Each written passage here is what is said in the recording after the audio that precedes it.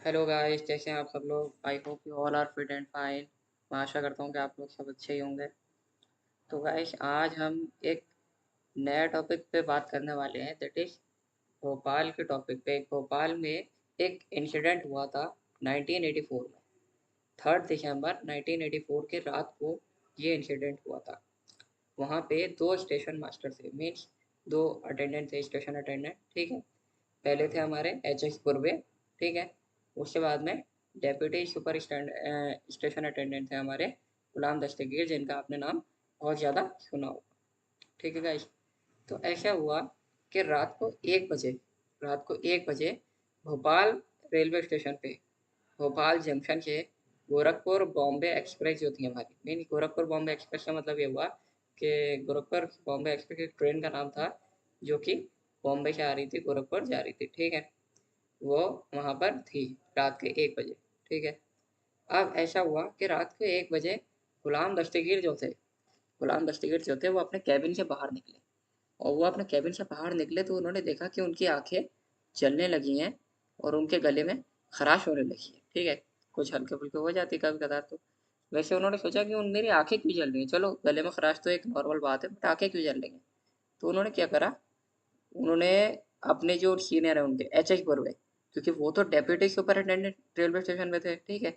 उनके जो सीनियर थे, सुपरिटेंडेंट जो थे, एच एच बर्वे, उन्होंने उन्हें ढूंढा बट वो उन्हें नहीं मिले।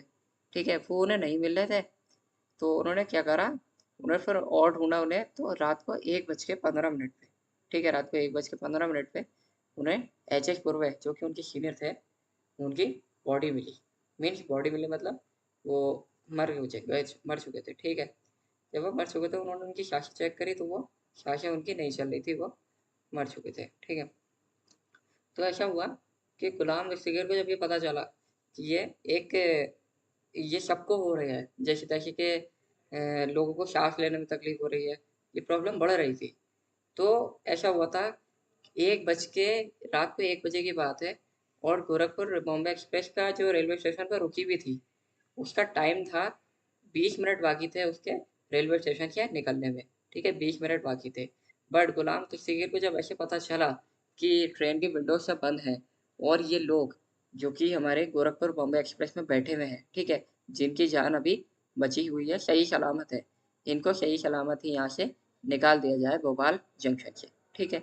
तो ऐसा किया गया कि भोपाल जंक्शन पे, तो उन्होंने पता है प्रोटोकॉल को ब्रेक करा। किसने? गुलाम दस्तगीर ने प्रोटोकॉल को ब्रेक करा। कैसे प्रोटोकॉल को ब्रेक करा?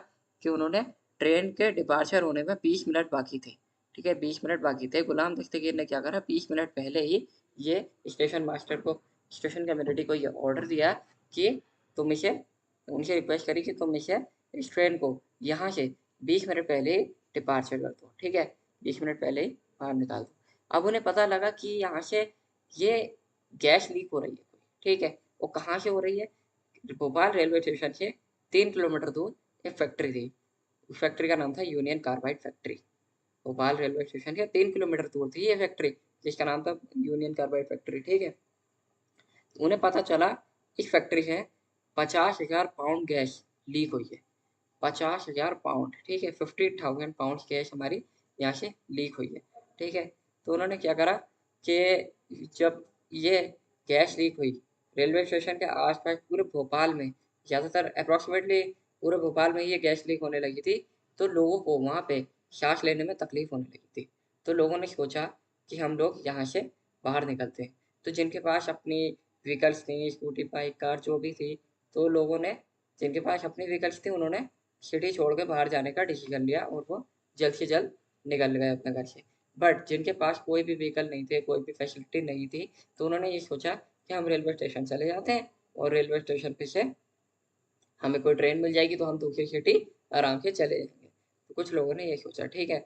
अब ऐसा हुआ कि कुछ लोग बेहोश होने लगे, मरने लगे। तो कुछ टाइम ऐसा होने लगा कि ऐसा होने लगा कि मरने वाले होते हैं ना जिस टाइम पे, तो ऐसा होने लगा। अब रेलवे स्टेशन के 3 किलोमीटर दूर एक हॉस्पिटल था, उसका नाम था हमीदिया हॉस्पिटल। इसमें हमीदिया हॉस्पिटल में पहला पेशेंट पहुंचा रात को 1 बज के 15 मिनट पे, और उसको सांस लेने में तकलीफ हो रही थी।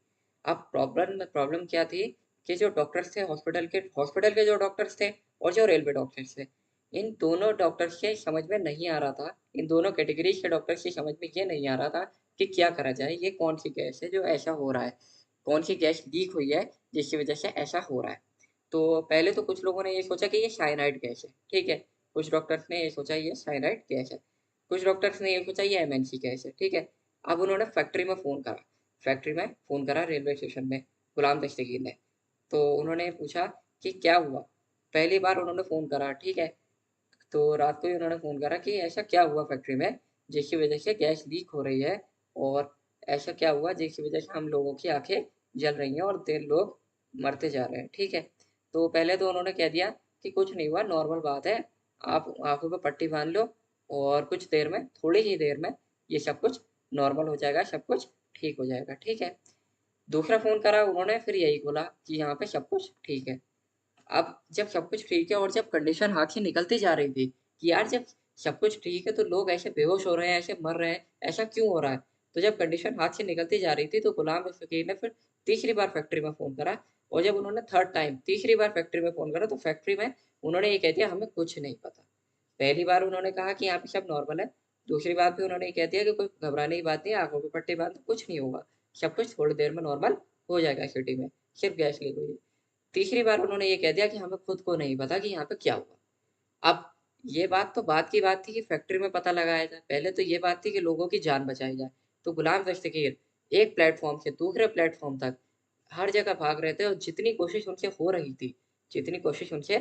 रही थी, वो लोगों की मदद कर रहे थे कि लोगों को कैसे बचाया जाए, यहाँ से कैसे निकाला जाए, यहाँ से कैसे निकाला जाए, इस एरिया से निकालो, यहाँ पे इन्हें पानी दो। इस टाइप से गुलाम दस्तगीर सबकी हेल्प कर रहे थे, ठीक है? अब गुलाम दस्तगीर सबकी हेल्प कर तो रहे थे, बट उस रात पता चला बाद में कि फैक्ट्री का टेम्परेचर 400 डिग्री सेल्सियस था। 400 डिग्री सेल्सियस, ठीक है? अब जब लोगों को बचाया जा रहा था, तो ये सोचने की बात की थी कि फैक्ट्री में एक्चुअल ऐसा क्या हो रहा था जिसमें फैक्ट्री का टेम्परेचर 400 डिग्री सेल्सियस था और गैस हमारी लीक हो रही थी, ठीक है? तो जो वहाँ के डॉक्टर एमएन नागू जो डायरेक्टर थे वहाँ के मध्य प्रदेश के हेल्थ सर्विसेज़ कम्युनिटी के, मध्य प्रदेश के हेल्थ सर्विस कम्युनिटी के डायरेक्टर थे उस टाइम पे डॉक्टर एमएन नागू, ठीक है? उन्होंने ये बात पता करने की कोशिश कि उन्होंने ये ऑर्डर दिया अपने जूनियर्स को कि एम्प्लॉइज़ को कि ऐसे पता करो इसे कि ऐसा क्या हुआ फैक्ट्री में, ठीक है? तो ऐसा पता चला कि कुछ डॉक्टर्स बोले कि यहाँ पे अब क्या किया जाए? डॉक्टर्स कुछ बोले कि सोडियम थोलोफैक्सीन सोडियम थियोसल्फेट हमें देना चाहिए पेशेंट्स को। कुछ डॉक्टर बोले ये साइनाइड की प्रॉब्लम है, साइनाइड गैस है। कुछ डॉक्टर बोले ये एमएनसी की गैस है, ठीक है? अब कुछ डॉक्टर ये बोल रहे थे, कुछ डॉक्टर ये बोल रहे थे। अब ऐसा हुआ था ये 1984 में ये इंसिडेंट हुआ था। 1984 में ये इंसिडेंट हुआ था। बट एक बात ये भी है कि ये 1984 में इंसिडेंट ये वाला फर्स्ट टाइम नहीं हुआ था, ठीक है? ये जो इंसिडेंट हुआ था ये 1984 में हुआ था, बट 1984 में ये इंसिडेंट सेकंड टाइम हुआ था। पहले भी वो ये इंसिडेंट हो चुका था और कहाँ हुआ था? Same city that is Bhopal Madhya Pradesh में ये हुआ था, ठीक है? मध्य प्रदेश की कैपिटल जैसे कि आप जानते हैं भोपाल, वहाँ पर हुआ था। तो ये इंसिडेंट पहली बार हुआ था 1981 में और दूसरी बार हुआ था 1984 में, ठीक है? तो 1981 में जब ये पहली बार इंसिडेंट हुआ था, तो वहाँ पे एक इंसान की डेथ हो गई थी, उनका नाम था अशरफ मोहम्मद खान, 1981 में, ठीक है? उसी फैक्ट्री के थे, ठीक है? तो उस टाइम भी बहुत ऐसा हुआ था, उस टाइम पे ज़्यादा कुछ हो नहीं पाया था क्योंकि एक ही इंसान की डेथ हुई थी। बट अब यहाँ पे क्या हुआ था, 4000 से ज़्यादा पेशेंट होने लगे थे 2 बज के 15 मिनट के बाद में। रात को 1 बजे ये इंसिडेंट स्टार्ट हुआ और ठीक 1 घंटा 15 मिनट के बाद में मीन्स 2 बज के 15 मिनट के बाद में 4000 से ज़्यादा इंसिडेंट यहाँ पर होने लगे थे। तो जब यहाँ पे 4000 से ज़्यादा इंसिडेंट होने लगे थे, तो ज़्यादातर डॉक्टर्स ने डिसीज़न लिया कि यहाँ पे एक वैक्सीन दी जाए सोडियम थुलर वैक्सीन की, ठीक है? सोडियम सोडियम थियोसल्फेट की यहाँ पे वैक्सीन दी गई पेशेंट्स को और ये प्रोग्रेस भी देखी गई कि धीरे-धीरे पेशेंट जो हैं वो रिकवर कर रहे हैं इस वैक्सीन से। कौन-सी वैक्सीन से? सोडियम थियोसल्फेट से, ठीक है? सोडियम थियोसल्फेट से रिकवर कर रहे हैं ज़्यादा से ज़्यादा पेशेंट्स। तो अब बात करते हैं कि 1981 में जो हमारा अशरफ मोहम्मद खान की डेथ हुई थी, ठीक है? और इस डेथ होने के बाद में एक वहाँ के जर्नलिस्ट थे, जर्नलिस्ट कौन होते हैं? पत्रकार, ठीक है? जर्नलिस्ट वहाँ के थे, उनका नाम था राजकुमार केसवानी।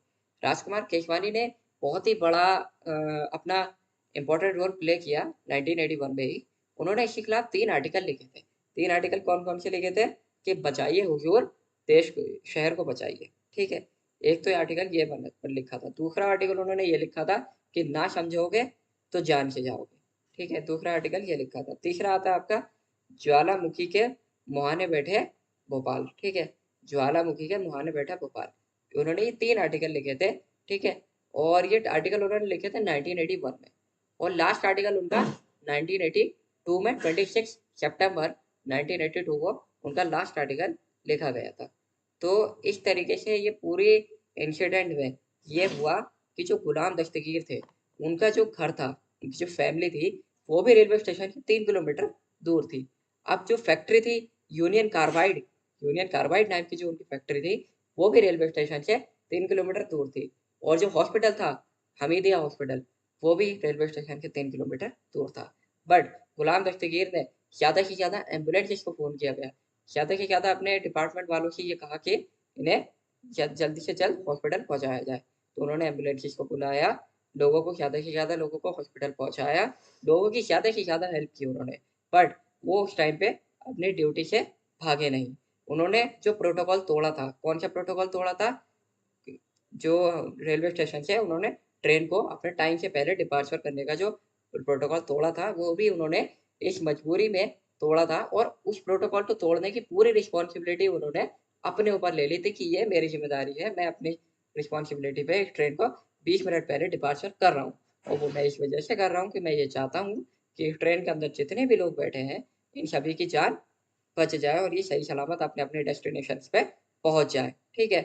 तो और उसके अलावा जितनी भी ट्रेन्स भोपाल रेलवे स्टेशन से आ जा रही थी, ठीक है? इधर से आना, उधर से आना, तो वो उसको ग्रीन कलर का फ्लैग दिखाते रहे थे, और उसे किसी भी ट्रेन को वो रोक नहीं रहे थे, कह रहे थे बस चले जाओ यहाँ से, निकल जाओ, नहीं तो यहाँ पर बहुत बड़ा खतरा है, ठीक है? तो इस तरीके से यहाँ पे इस पूरे इंसिडेंट में गुलाम दस्तगीर अपनी फैमिली को भी, उन्होंने अपनी फैमिली के बारे में ज़्यादा नहीं सोचा, ठीक है? उन्होंने अपनी फैमिली के बारे में नहीं सोचा, बस यही सोचा, अपनी ड्यूटी को निभाया उन्होंने पूरी तरीके से, और बस यही सोचा कि मैं कैसे ज़्यादा से ज़्यादा लोगों की हेल्प कर सकता हूँ, ज़्यादा से ज़्यादा लोगों की मदद कर सकता हूँ उन्हें बचाने में। इस पूरे इंसिडेंट में उन्होंने बहुत ही ज़्यादा लोगों को गुलाम दस्तगीर ने बचाया था, ठीक है?